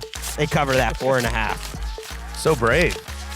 Well, actually, every single Rainmaker would be equally brave because it's 50-50 according to... right, but if you were going to be locking against the Panthers, that would have not a great look for a 15-2 star. Fair, the pick. fair. That was in my head too. But Rainmaker-wise, I started this season by drafting the under on Carolina as my number 1 overall pick in the wins over-under draft. I piled up a bunch of wins. Gas shoots out of your mouth. Yeah, I piled up a bunch of wins in the locks going against them early before everyone knew they were trash bags. And let's wrap it up with some rain. If you put a gun to my head, I would not remember what I did in week 1 in terms of my picks. To Greg, it's all categorized, roboticized, like it's all there in a internal database. Did you know that Greg's children squared off against each other in that I did hear about championship? That. Yeah. But I believe it was sort of a blowout, right? But that's not the point. Yeah. The point is that out of like a 12-team league, yeah, Greg also had his children. It's like when you hear about and your children have Japanese heritage, like how organized everything is and how you look at like the school systems there and everything. Like you have everything completely on lock right now, Greg, with your picks and your kids. And the football universe, you're in complete control of it right now. There's a lot of luck involved here, and Walker did it all by himself, which I'm very proud. And did you make it obvious? He came in second. You told him you loved him less, though, right? No, I did not. In fact, we knew as a household no one was going to mention the finals. No, I was going to say nothing happened. Because of the result. If he had won, there had been a lot of conversation. Right. But since he lost, we just have to give it a day or two for him to emotionally recover. I think this is a great rainmaker. I'm feeling good. And for those that maybe overspent, and Santa was expensive this year in households, this might be a nice way. But, of course, we do not say what to do. We don't tell anyone. Yeah, I would never do that. Us don't. This is a quick episode here because we do got to keep moving, but we got to have it. It's a very special episode of Tepper Be Talking. It's kind of a satellite episode. It's Tepper Be Tossin'. And, we were told to stand down for a few days in the story. Tepper Be Tossin'. He, in the waning moments of that 26-0 loss to the Jaguars, got into it with some fans. This is the owner of an NFL team. Got into it with some fans, and in a moment of frustration, tossed the remnants of a drink with some ice at either a fan or a group of fans, threw the cup down, and walked away right with his general manager right next to him. This was all caught on video because everything is caught on video. And after a couple of days of radio silence, the NFL fined Tepper $300,000 for what the league called his, quote, unacceptable conduct during the loss. And here's a quote from the league. All NFL personnel are expected to conduct themselves at all times in ways that respect our fans and favorably reflect on their team and the NFL. And then Tepper, again, after multiple days of radio silence out of Charlotte. This is when he was talking. Now this is an episode of Tepper Be Talking, which is not the same as Tepper Be Tossin'. Right. Satellite app. Theme, please. Welcome to an episode of Tepper Be Talking. He says, I should have let NFL stadium security handle any issues that arose. I respect the NFL's code of conduct and accept the league's discipline for my behavior. He said he is passionate about his team, but regrets his behavior. But no apology from Tepper. This is one of the worst years for any team in the history of this podcast. And this is kind of a fitting cherry on top. That's well said. $300,000. I mean, it's a lot of money for just throwing a drink, and yet it could have been a lot more. And I feel like the ultimate punishment is like, this is what he is going to be remembered for a long time. Until proven otherwise. Not just the Bryce Young trade, not just how bad this season has been, but like the punishment is like poor Panthers fans are the butt of jokes, and this will live on past this week, past this year. Yeah, like it's been bad football. It's been bad front office work. It's been bad in terms of the stories you're hearing about the actual vibe behind closed doors. I remember as a kid, I went to a Mets game with my friend Matt Bluestein, and we'd like some father that worked somewhere else got us these special seats, and we were right over the left field. And Kirk Gibson of the Dodgers was playing down there, and we spent the entire game just shouting at Kirk Gibson, "F*** you, Kirk Gibson, f*** you." And what happened 80s, ultimately? man. What Kids. happened ultimately was like around the 7th or 8th inning. Finally, because I knew he could hear us, he finally looked up and just said, "F*** you." And it was like, if you're a player, I get the boiling over. And if you're a coach, that happens too, because you're right there. But it's like, come on, owner, owner can't do it. I feel like it's a rite of passage. I remember in the bad old days for the Yankees in the early 90s, me and my cousin Matt went to an otherwise completely empty upper deck of right field in old Yankee Stadium, and Mel Hall was the right fielder of the Yankees. And in like the 7th inning of a 12-2 game, we were just going, Mel Hall. And finally he just looks up at us and just like holds his arms like what? We're like, I don't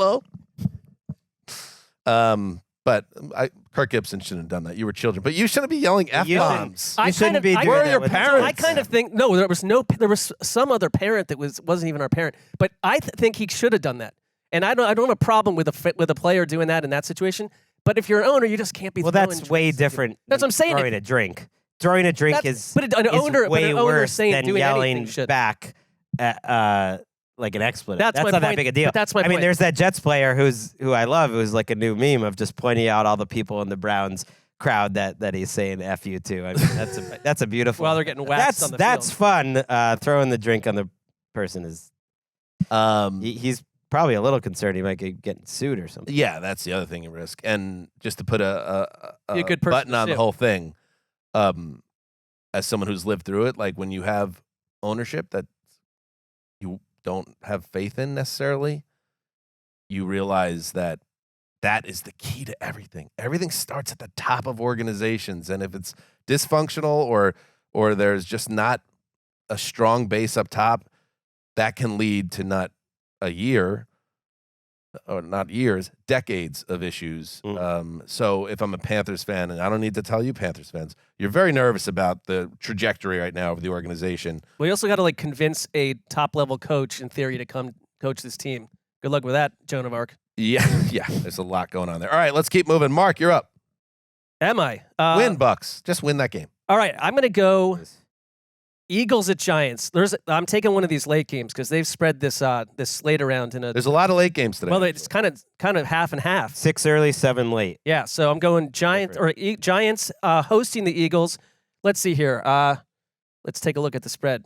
You handle that, Greg, while I get involved with this game here. Let me tell one more story about yelling at people. Sure. I used to go to a lot of preseason games. Like my dad at his company, those tickets would float around. Yeah. Because of fans have to buy preseason games with their season tickets. So there'd always be Jet preseason games floating around. So I would go to these games. Went to one of the games with my buddy Bob, who I do the Throwback podcast with. And we were sitting the first row right behind the Jets bench, and there was a reserve offensive tackle. I don't even know if he made the team, named Jonathan Hagood. And we were just screaming in the fourth quarter, Hagood, how good as it gets. And again, Jonathan Hagood, wherever you are, good man, looks at us and he's like, what is wrong with you? Yeah. All right, I gave you enough time there, Greg. That was a little filibuster. I have found it, actually. The Eagles are giving up 5 points, a minus 230 money line. Check in on Jonathan Hagood. That feels fair to me, that spread. You could have tweeted him today. That's what's different. Back then, it was your only access to him was you have to shout at him. It is there at some point when you become an adult, you realize, oh, these are other humans. Right. I should probably not be doing this unless it's really warranted. I think you're absolutely But it was also right. before social media and stuff. And the idea of even connecting with these things and people, and it's just a different world now. You're right, Dan. Thank you. All right, we're signing off for the day. I can't find any record. The Giants, the only team the Eagles have beaten since November. Wow. It's if you think about it. I mean, and we dug into them on our last episode, and it's like it does feel like an inflection point. Like it's not just this game, but it's what happens in the playoffs and how it looks. I was thinking though later because, and not to circle back entirely and all that, but the idea that like Sirianni would get canned kind of blows my mind because we're talking about a coach that's going to have 3 straight playoff berths, just went to a Super Bowl. Things are a little up and down, but that feels a little dramatic for how the Eagles do business in general. But this Eagles team is just not a good team right now. Like their defense has been a disaster. They have a -7 turnover differential, which would mark the lowest in franchise history for an Eagles team that also made the playoffs. And it's looked like it. And some of it obviously has come from Jalen Hurts. But Jalen Hurts, like, Greg, you pointed this out, like, he's not this guy that you can just focus on as the entire problem. I think the giveaways have been an issue. But last week he had PFF's second highest score for a quarterback. I mean, the offense played well last week. The offense was not a problem last week. So it's like, how about just clean it up against the Giants and hush some of this nonsense up, and we'll see. But I think there's no doubt that you talk about these other teams that have gone through some adversity. If the Eagles do wind up winning a couple playoff games, you'd have to look at them and say they went through a lot to get to make that happen. Right, like the Bills. It would show a response to adversity that they just haven't since they lost that first game that started this streak. I guess it was against the Cowboys. That they just are soft. They're a soft defense. It makes no sense. They tried to load up against the run last week against Arizona. They were playing 5-man defensive lines, as Bo kind of pointed out, and they got steamrolled. So that's the whole problem. It's all the defense. I know Hurts has struggled a little late in games. They're not excellent, but we wouldn't be having these conversations about them collapsing if the defense just wasn't embarrassing. And who knows, Saquon could be his last game for the Giants. Sounds like it is. He's cooled off the last 3 weeks, fighting through some injuries after a really good season overall. But they could run the ball on them, and then it's Jalen Hurts versus probably Wink Martindale's last game. He's got to go out with a flurry, and Hurts' numbers, they've been out there from Next Gen Stats this week versus the zero blitz. Teams zero blitz him more than any in the league, and he hasn't handled it well, and that's what the Giants like to do. So if you told me this game is up for grabs in the final few minutes, it would not surprise me at all. You're right. Any confidence around the Eagles right now is just kind of, hoping for the best rather than watching them week to week and knowing this is a team that's just struggling. So the Giants on paper seem like a good get-right opponent, but also the Giants at home, Dable's going to have them ready to go. They're going to have to earn it. We'll see how it goes. By the way, he was Jay Hoggood. He turned 50 last August. Happy birthday to Jay Hoggood. The same age as I am. So that's right. So that would have been, how does that make any sense? It was in 1990. It must have been like the 97 or 98 preseason because that's when he was on the Jets. So you weren't like a young child doing it. Was 17. Okay. I was yelling how good as it gets. I mean, just idiot. A thug, basically. More or less. Tyrod, by the way, starting this game, he did not start that other Eagles-Giants game when it ended up pretty close. He closed that game. That's where DeVito. They are a totally different team with Tyrod. They have a legitimate quarterback. All right, Mark, snakes to you. All right, I'll take the Browns-Bengals matchup. A week ago, it looked like it could have been intriguing. It is not going to be intriguing in terms of the stakes. The Bengals eliminated. All these Cincy games on the schedule a few weeks ago that look hot are turning out not to be. No, and they looked like they could have been a fun playoff team, and it's that's not the case. Cleveland's sitting Joe Flacco and a flock of others, and they need it. I do want a Flacco? A Flacco. I wanted to do a little, if we could. Sure. If we have the sound, and if Greg doesn't mind, Greg runs the Rest Stop program, but I want a little spin-off called the Rest Stop vending machine. Like when you go into the Rest Stop, if it's not a total sty, they've got, you can buy something there. A sty. So, the Browns right now, if you think about it. Yes. Thursday Night Football was their last game. So between then and now, and Sunday, 10 days. Mm-hmm. Amari Cooper, who was a little banged up, didn't play for another 4 days before that. Mm-hmm. So that is extended rest for Amari Cooper. Everyone else is getting rest this week. They don't play for another week. That's 17 days of rest and about 21 days for Amari Cooper. That's a nice rest. Now, do you trust Cleveland if we're going to be all up in arms about the Ravens showing up flat after like a 2-week rest? Like, I was going to say, what is Cleveland, an untested team that has maybe the coach of the year, but how does the coach of the year handle a 21/17 day? Yeah, that's true. Where's the vending machine coming into this? I gave it a different name. So I wouldn't. He's got. Oh no, that's just an episode of Rest Stop. You got to integrate the vending machine in some way. Are they now that's the like treat you got? Have they been eating stale Twinkies? No, the treat was the conversation. You just stole the IP then. Like I was trying not to stamp on the same name if he didn't enjoy. If you just would have asked, it would have been totally cool. A lot of rest. But then to give it a little bit of a different name, but then do the segment. That feels disingenuous. The first thing I thought of like a rest stop was like a little vending machine. I thought I'd just throw that on there. What about a bathroom? Not the first thing I'd want to like discuss at a rest. But you're right. That's why you'd go to a rest stop. Good app. I do think there's. Greg's so stressed out about the show. No. I'm checking some injuries. There is Rest Stop has got versatility because I'm on the corner of too much Rest Stop. I do not want Joe Flacco disappearing for 2.5 weeks here. Right. I like Joe Flacco staying in the mix, but again, it's the right play. Yeah. Because you keep the big man upright because you got big games to play ahead. And how exciting is that, Mark? It's pretty Nothing surreal. Better. It'd be interesting to see who they play. Nothing better than having playoff games to look forward to. I kind of remember it. Bengals Greg. favored by 7 in minus 298. So that is a reflection of the Browns sitting all their starters and the Bengals not. Although I figure with T. Higgins is like banged up, they're not going to force. Wait, is Garrett to play week 18? But Jamar Chase, it sounds like he'll play. Like they're trying to win. The Bengals are 0-5 in the division. I think they want to win one game before. I wonder what they'll do with Garrett because he has hardware on the line potentially. He does, but I wouldn't play him. He's banged up too. He's sitting 6 in sacks right now, but I know the award's about other things. But I wonder what he'll want to play. I would imagine, but he's got this like band around his shoulder still. I don't think he's going to play in this game. All right, Greg, I think it's back to you. Is that right? Does Mark? I've taken 2. So you have taken 2. Yeah.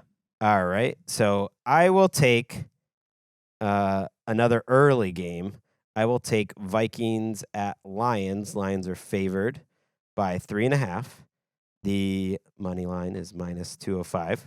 They're sending Joe Davis and Daryl Johnston, Moose, Pam Oliver. Putting them on a plane. I think that's their number 3. Dipping them over there. Probably flying right now. Number 3 team. The Lions have said they're playing to win. Tomorrow makes sense. They're timing-wise. In a week where everyone's sitting guys, the Lions are not. And they don't really have anything to play for, so they're going the other route. This is one situation where I don't have like crazy hot take. I think that's okay too. If that's what Dan Campbell thinks is best, and Belichick was interesting when he would add the opportunities, and I think this is the right way to do it. He would do it sometimes, and he wouldn't do it other times. It would depend on factors of health and how the team is playing. Ask Wes Welker what he thinks about that plan. Blew out that ACL that one year. It's really unfortunate. Yeah. But I just think like I don't know. It's football, and you can't totally. If you think it's best to play and try to win and get this back, then that's fine. The Vikings defense has struggled. Maybe he'll do the thing where he plays the starters for a little while and then takes them out, and then this line is going to look silly because the Vikings should be favored. Nick Mullins is back as the starter, and I think Jared Goff showed a lot a couple weeks ago when he played this defense, and they just had answer after answer. The Vikings defense entered Week 15 third in the league in EPA per play, or 5th in the league. They were the number 5 defense on the league for the season. The last 3 weeks, they're second to last. They've been terrible. All this talk about the quarterbacks, it's like, I get it. That also makes sense. But the defense has kind of turned into a pumpkin. Maybe it was a little, I don't know what the word is. What word would you use? Just lipstick on a pig? Yeah, like fake. Like Fugazi. A charade. It was a charade. A little bit. I mean, but they also came into the year long. with like they were trading players away before the season. I think Brian Flores did a pretty great job. He did an incredible job, and even overall it worked. But it's like you can only win maybe with scheme so long. The Lions might get Aleem McNeil back, and the Vikings are not out of the playoffs. What? How about that? Nope, there's a chance. How? Should we? Yeah, because that's why. What is the path? They're the team around the NFL. So we should know what they need to win. I wouldn't call it a path. I'd call it like a path with like machine guns firing. But they have not been eliminated. They have a lot of good tiebreakers on their side. They need to win. They need the Packers to lose. They need the Seahawks to lose, and they need either the Saints or the Bucs to lose. So basically, look at it like there's 4 teams. It's not that crazy. There's 4 teams in line for that potential. This is what Tirico was like laying out for us. I mean, it's crazy enough. I think winning this game might be hard enough, especially if the Lions really try. But there's 4 teams in line for the wild card. Packers are first. Seahawks are second. Saints or Bucs are third. And then the Vikings are fourth. Kind of like in the later levels of the old Super Mario Brothers when you get to Bowser's headquarters and you have to make the 7 jumps in a row, and then the big fireball wheels going around, and then there's another fireball, and then you got to get under that, and you have all those, like, what are those? Remember the brown things? What were they called? I didn't get to Bowser's headquarters that often. Or whatever. Yeah. You didn't? I don't know. It wasn't my favorite game, but I watched people play it a lot. You didn't like Mario? I did not like it. I just was like, I had other interests, other diversions. Like what? Other Nintendo things I liked. Like what? Kid Icarus was one. Kid Icarus is a good game. You know, the minute like Tecmo Bowl came out, little obvious, but what about the hockey one where you could pick the fat guy or the thin guy or the middle guy? You always go one of each. Yeah, you got to pick them. Ice hockey, it was That's called. coaching. Yeah. Learning about coaching as a child. You could win with 2 fat guys and a little. 2 fatties and a little. I like to have a mid guy there, though. Mid guy keeps things balanced. All right. I'm up. And this one will be No Greg's happy Stafford, that right? There's like 42 minutes of fat in. Let's take. How about this? Let's take a break and then we'll finish There's up. only one game that matters left. All right, we'll be right back. All right, welcome back. We have a few more games to hit here. Week 18. I will start with, man, this was the game that I really had circled on the calendar for so long, at least before the season started. Jets at Patriots.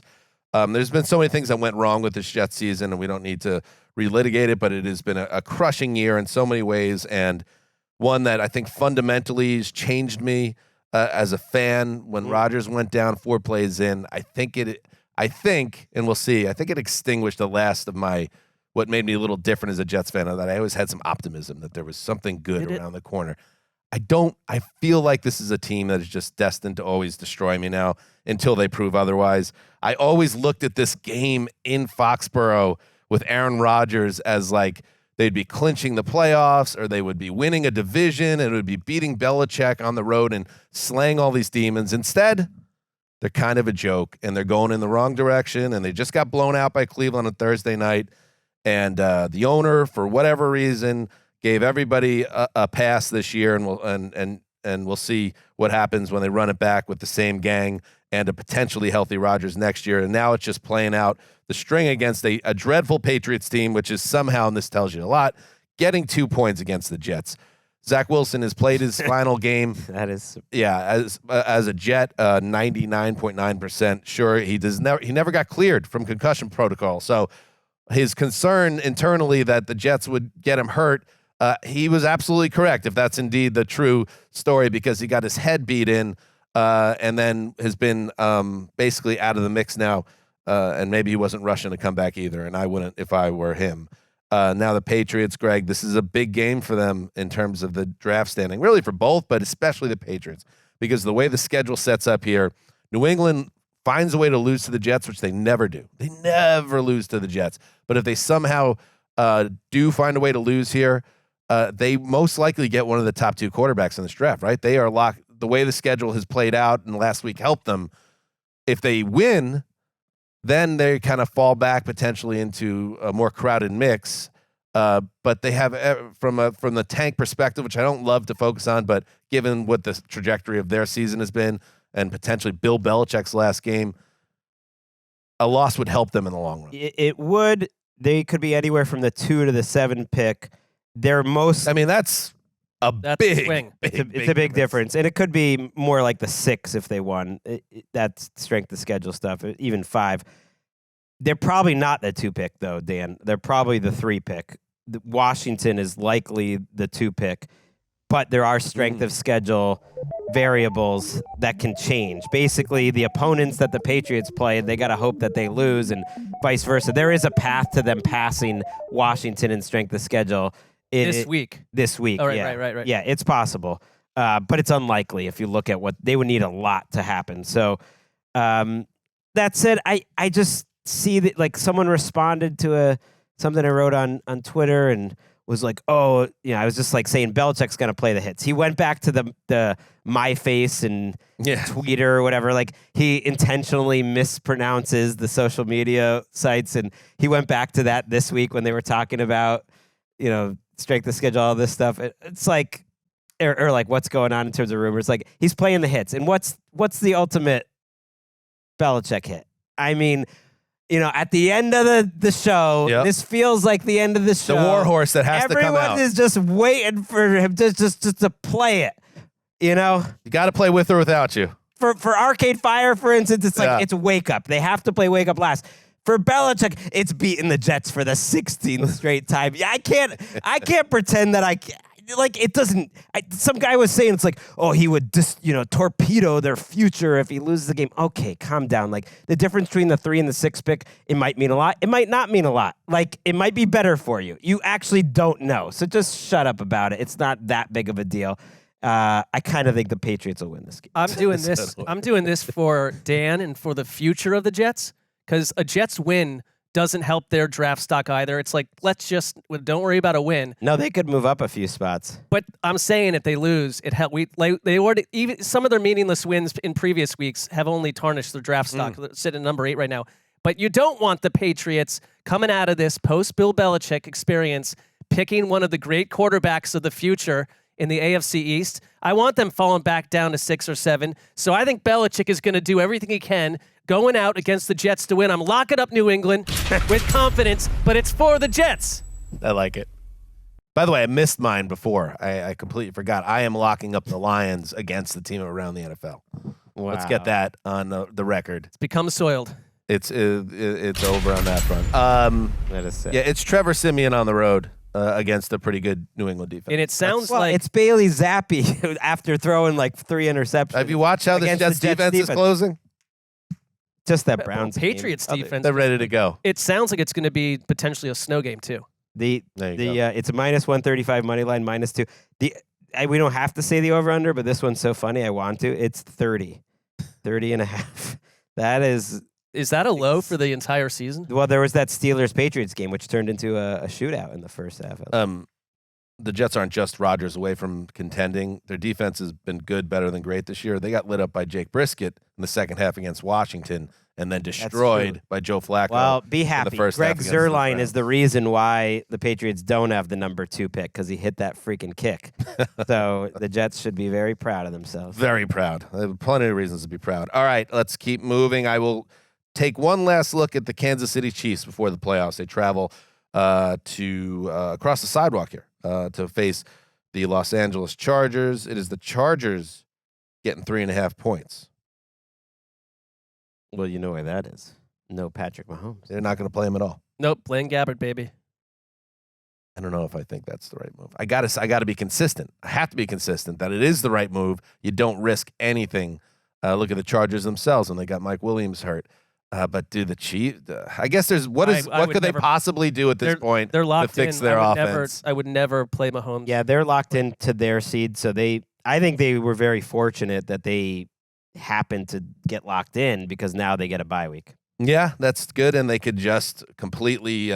Almost you have to, which is crazy, but they're a different type of team with a different track record, so the perspective is different. But you got to flush your 10-win season and just kind of move. Now this is January, and I feel like there have been, the truly great teams across different sports that have had runs that the regular season becomes this really difficult thing, and then against all odds and really based on what you've watched all season, they somehow flip a switch. Could the Chiefs do that? Could the flip a switch and be proficient on offense and then pair that with a good defense? I think it's possible, but that would be almost a betrayal of what we do, which is actually watch the games all year and watch how this team is played and the scheme and the play of the guys around Mahomes.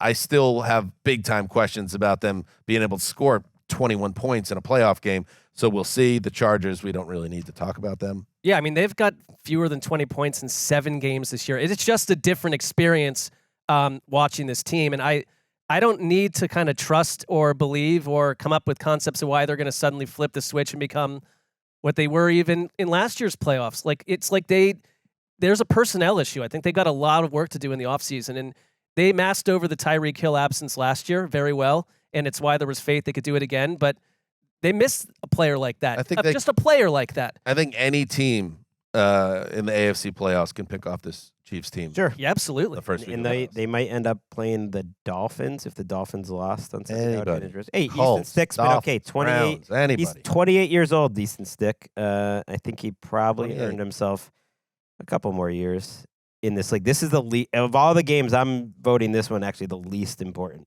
All right, no good. impact on anything. All right, then let's move on. Greg, you're up. I'm going to take Rams-Niners. The Rams are 4-point underdogs in this game. The 49ers minus. Who's playing in this game? 50. Neither starting quarterback is playing.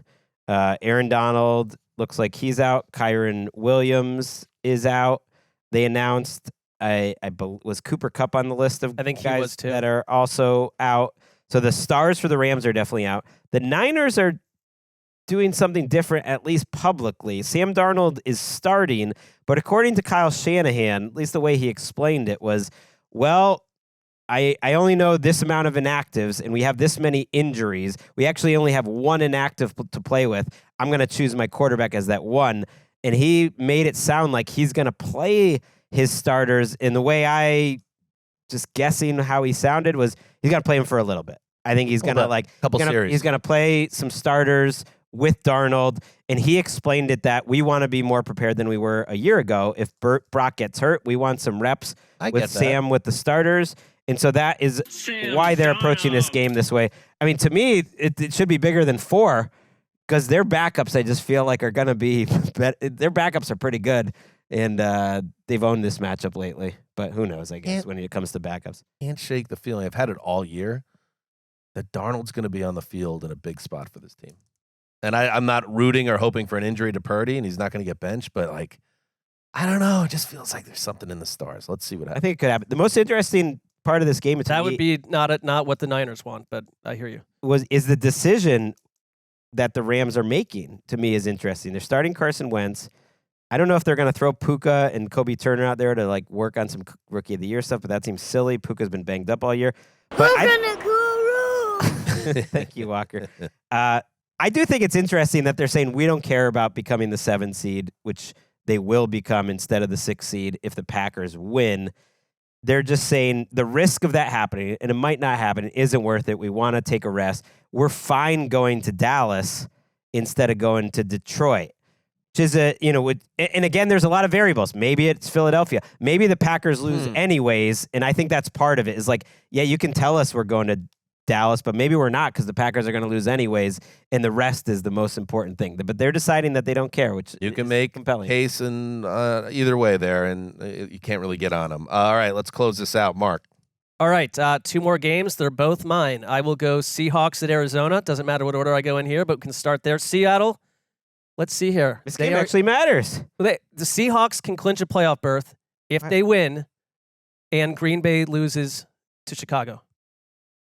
Okay. So that's not impossible at all. I wish I took this game. I just spaced. I'd be happy to give it to you if you want to flip. Nice guy. Thank you. I know you will. You can get a draft pick from next week. Make him I trade don't want for it it. that bad. Make him trade for it. There's no draft pick next week. Yeah, we're still doing it, right? Do we do drafts? Playoffs. Playoffs where I'll watch it every game. And, yeah. Maybe like maybe $5. A 2024. Charge him $5. 2024 draft pick. How much would it cost?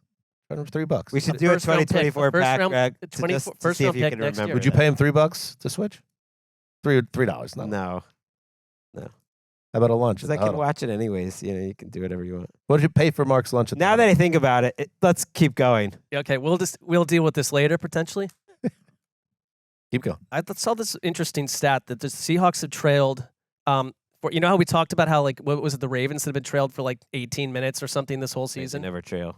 The Seahawks have trailed for 7 hours, 19 minutes, and 21 seconds, which is tells you something. 5th worst in the league. 5th worst? Yeah.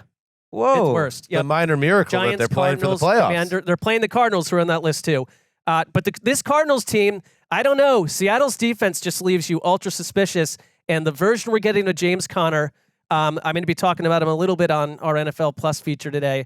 I think he's been, like, talk about guys that have not just saved their career because he was already a good player, but, like, he's in their future plans. And not only that, I thought one of the biggest news items that came out, and I love it because it solves us potentially a lot of nonsense in the offseason. I love when this happens now, is that Jonathan Gannon basically came out and said, Kyler Murray is our guy. Where there's no any of these whisper campaigns that we could trade him, we can go somewhere else. We could do. They've got a bunch of draft picks too. So they were in that world where, like, if they fell in love with a different quarterback, you could trade Kyler Murray. Someone will want him, and you could move up even higher in the draft to get your guy. But he came out and said that, and I feel like the way Jonathan Gannon's operated, the way they've operated with Kyler Murray this whole season, they've been pretty clean and fair about it and honest. Like, they're just keeping him, and he's been good. Because he's in a normal offense. It's nice to see.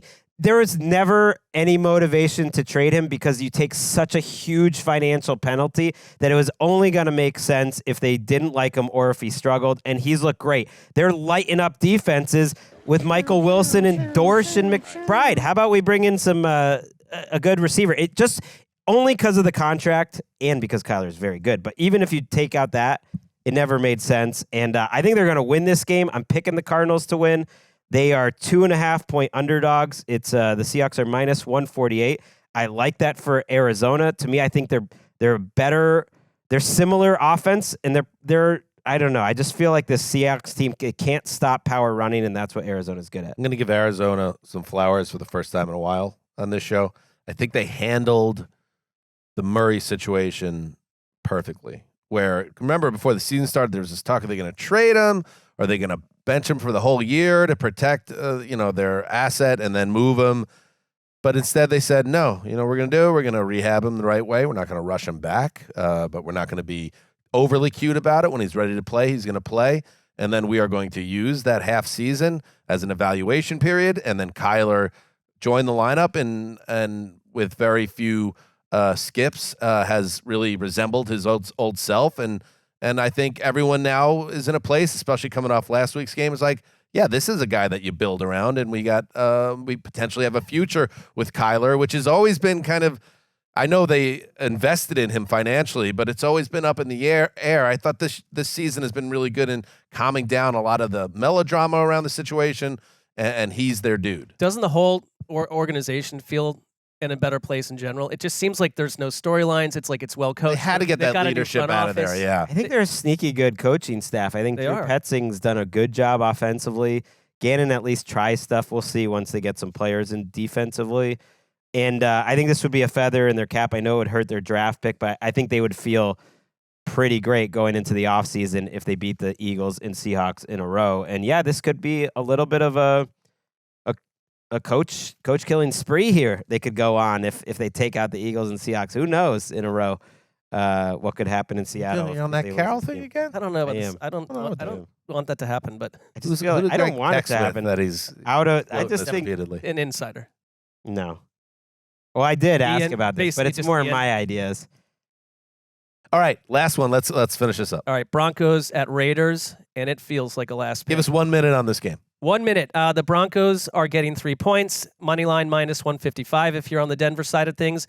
I think it matters for Sean Payton in general, like to close out strong. And there's a lot for them to deal with Russell Wilson and the rest in this offseason. But I think it's a bigger game for Antonio Pierce. Like, keep this job or not? This job or not? We'll and I think they lead the NFL in scoring defense since he's taken over in Week 9. It's possible he has no chance, and it's possible he's got it already wrapped up. So it's hard to Does it matter? Does it matter? Scoring defense in I think because 5 weeks he's a defensive it's not just that. It's like the players love him. Like there's people talking from inside the building, like people coming out saying, we want this guy. It's the same thing that happened with Bisaccia, and Mark Davis didn't do it. It's the Mark Davis side of it matters. Why? Well, why is it? What's so? Are we really still like? Oh, if only Rich Bisaccia was coaching the Raiders right now, things would be different. So, like, they go get some other retread that failed at head coach. Don't do that. Before that, don't do that either. I mean, I guess you could go get go get a young offensive mind that has some upside. This is a young coach too, though. I guess I don't know. He's got Bo Hardigree. I kind of like it just because I like him, and I don't know if they're going to do any better. Who knows? It could be the end of Devontae Adams there. You never know. It could be the end of Josh Jacobs. Definitely the end of Russell Wilson. The one thing that made me laugh this week of all the insidery reports about Russell Wilson. Oh, they don't. You're not trading Russell Wilson. No one is trading you anything for Russell Wilson. Stop it. Stop trying to puff up his value. I think you with said this contract on our last show. Did I? Yeah. Just stop it. Go ahead. You can say it again. You can. That was it. It's all right. It's just it. That was it.